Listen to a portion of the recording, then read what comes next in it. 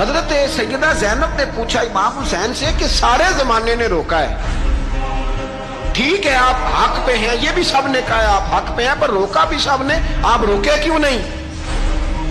تو ابن کثیر اور ابن اسیر لکھتے ہیں کہ امام حسین رو پڑے، کہنے لگے بہن میں رک جاتا، پر میں نے رات کو نانا مصطفیٰ کو خواب میں دیکھا ہے۔ تو حضور نے فرمایا حسین اگر آج یہ رواج پڑ گیا نا یزید جیسے لوگوں کا تو قیامت تک پڑا رہے گا، پھر لوگ کہیں گے کوئی نکلا نہیں تھا تو ہمیں بھی نکلنا، پھر لوگ ظالموں کے سامنے گردنیں جھکانے کے عادی ہو جائیں گے۔ میں کہتا رہتا ہوں، کہہ رہا ہوں، کربلا کی جنگ کفر اسلام کی جنگ نہیں، کفر اسلام کی جنگ نہیں کربلا کی، کیونکہ یزید تو بڑا پکا نمازی تھا، خطبہ دیتا تھا وہ تو۔ جب امام حسین رضی اللہ تعالیٰ عنہ نے کربلا کے میدان میں جمعے کا دن تھا تو یزید کے سامنے کو بات کرنی شروع کی عمر بن سعد کے سامنے، تو عمر بن سعد کہنے لگا حسین زیادہ باتیں نہ کر، ہمارا جمعہ لیٹ ہو رہا ہے، جنگ کے لیے تیار ہو، فٹافٹ آ، اہل بیت نبوت کو قتل کریں گے اور قتل کے بعد پھر نماز پڑھیں گے اور پھر کہیں گے اللہم صلی علی محمد وعلی آل محمد، اسی نماز میں پھر درود بھی پڑھیں گے۔ یہ کیسا مرتبہ ہے، کیسا انداز ہے، دوستی قاتل سے بھی مقتول سے یارانہ بھی۔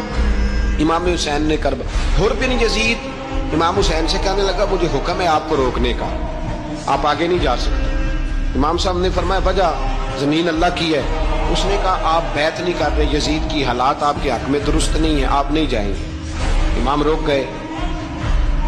ظہر کی نماز کا وقت ہوا تو حضرت علی اکبر امام حسین کے بڑے صاحبزادے انہوں نے اذان ظہر پڑھی تو حر بن یزید کے لشکر نے امام حسین کے پیچھے نماز ادا کی۔ کہا بھئی تم مقابلے میں آئے ہو نماز پیچھے پڑھتے ہو؟ کہا حضور مقابلہ تو تلواروں سے کر رہے ہیں پر ہمارا دل تو مانتا ہے نا کہ مصطفیٰ کا نواسہ بڑی شان والا ہے۔ حر بن یزید نے 3 نمازیں لشکر سمیت امام حسین کے پیچھے پڑھی ہیں، 3 نمازیں، ظہر اثر اور مغرب۔ پھر امام حسین کے سامنے شرائط پیش کی کہ آپ کو یہاں گھیر لیا گیا ہے، یہاں آپ بیعت کریں گے، یہاں جنگ کریں گے، 2 ہی باتیں۔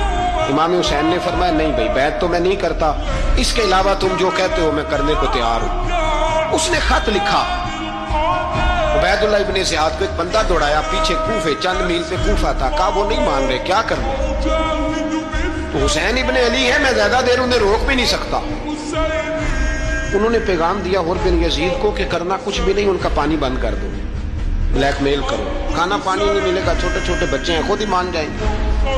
حضرت امام علی مقام کے بارے میں حر کے پاس جب یہ پیغام آیا تو حر کہنے لگا میری طبیعت نہیں مانتی حسین پر پانی بند کرو، دل نہیں مانتا۔ جب یہ لفظ کہے نا دوبارہ تو پھر عبید اللہ ابن زیاد نے عمر بن سعد کو 10,000 آدمی دے کے بھیجا، کہا حر بن یزید لچک دکھا رہا ہے حسین کے ہاتھ میں۔ ایک رے کا علاقہ تھا، بڑی وہاں فصل ہوتی تھی، لوگ کوشش کرتے تھے وہاں کا گورنر بننے کی، کوشش کرتے تھے۔ تو عبید اللہ ابن زیاد کہنے لگا تمہیں رے کی گورنری ملے گی، سب سے سرسبز و شاداب علاقہ، تمہیں وہاں کا گورنر بنایا جائے گا اگر حسین کے خلاف لڑو گے۔